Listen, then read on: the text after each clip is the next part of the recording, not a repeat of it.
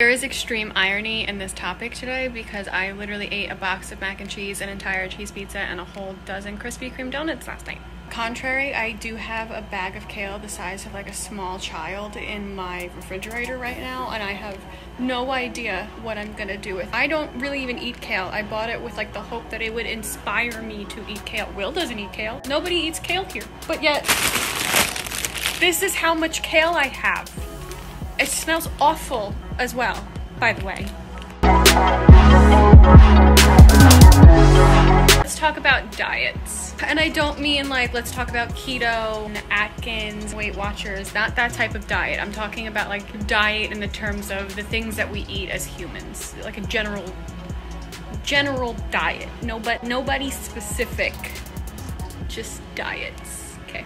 Common knowledge that what we eat obviously affects us physically is a huge part to our physical health. I don't really give a shit about that. That's not what we're here to talk about. What I want to talk about is how what we eat affects us mentally. More and more studies are being done about what we eat and put into our bodies starts affecting not just our physical health, but our mental health. The obvious questions here are how and why. Everything else in the science world, this can get very complicated very quickly, so I'm just going to choose one chemical that most people know about and then use that as an example throughout all of this so that you can understand.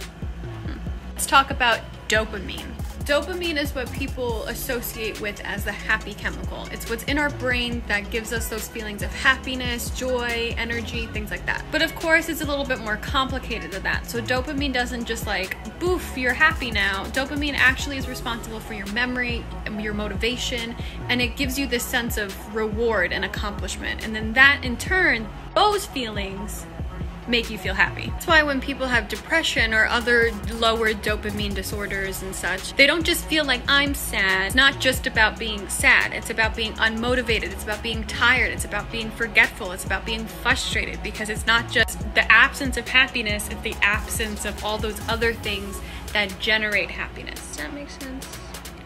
Okay, but I'm not trying to get like too deep here. So how does like any of this matter to what we eat? What is the point, girl? Weird analogy alert coming at you. Imagine every single person is their own unique little baggie of chemicals.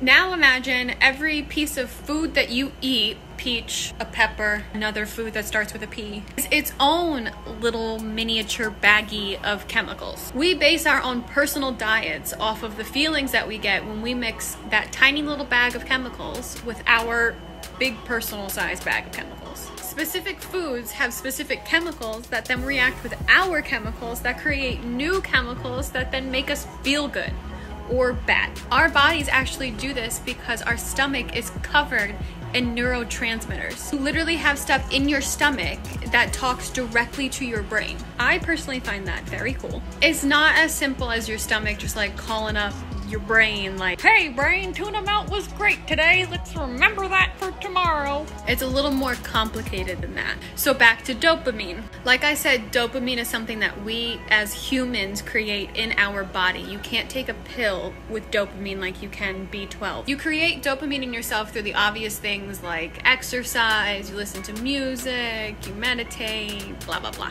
But what people don't understand is that there are certain foods that have certain chemicals in them that then react in our body and then create dopamine. You can actually eat yourself happy. You're not eating dopamine, but what you're eating is called tyrosine. Our stomach will then break down the food, not just physically, but also chemically, and then let our brain know through our neurotransmitters in our stomach that, hey, we've got an excess of tyrosine, just like chilling here, man.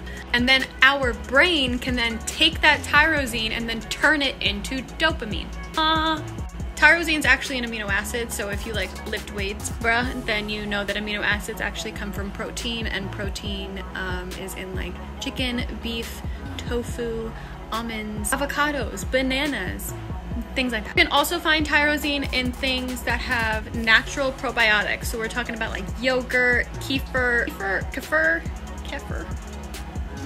So what have we learned today? Grocery stores sell kale in quantities that no one in their right goddamn mind could finish. What we eat doesn't just affect us physically, but it totally affects us mentally. Our stomach is lined with neurotransmitters to let our brain know that what we just ate, it can use to turn into something like dopamine. There's certain chemicals that we have to create ourselves in ourselves. We can't just eat them. But what we can eat are things to aid in the production of those chemicals, like tyrosine helps create dopamine. You can get tyrosine by eating more amino acids, which are found in proteins, which are found in obvious things like chicken, meat, fish, tofu, and probiotic yogurts. Overall, do yourself and your brain a favor and give a little bit more of a shit what you put in your body. Your therapist will thank you. As always, please make sure that you follow me on YouTube as well as Instagram so that you could be in the know for whenever I post a Science Sunday video or a recipe video or even something random. Who knows, one day I might surprise you. You gotta follow to find out.